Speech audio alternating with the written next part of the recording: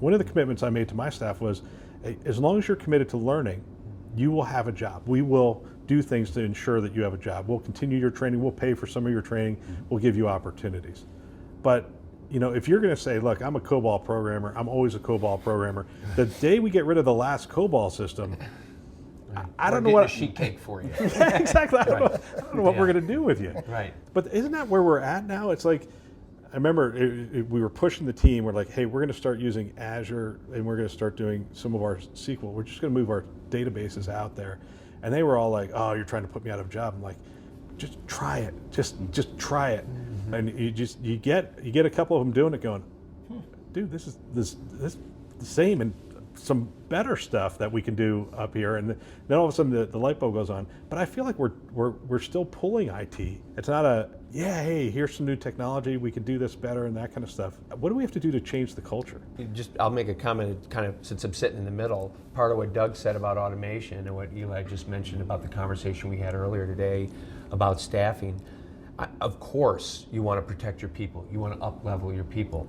But I almost sense, maybe it's taboo, a hesitancy from a lot of the CIOs to say, there's gonna be 15 points gone, right, of the people.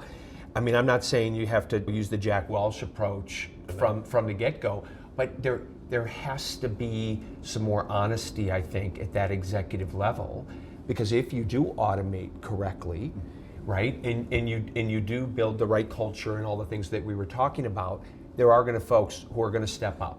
But there are going to be roles you do not need, especially if you choose, you look at the managed services discussions that we have. People don't want to be in the run business for the most part anymore. And that's agnostic to vertical for the most part. There's some exceptions, but right, for the most part.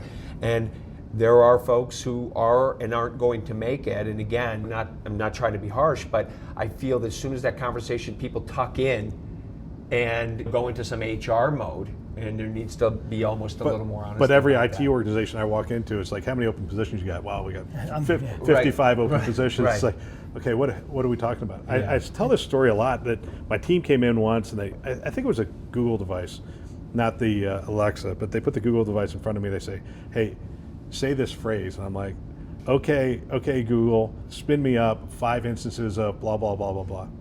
And they said, all right, now let's pull up the thing. And sure enough, it fired off instances, built them out. It's the same thing with ServiceNow you're talking about. We can orchestrate a significant amount of stuff. And I thought, I even asked the team, I was like, how long would that have taken before? And they're like, a long time. How long would it take to get the PO? Yeah. Right.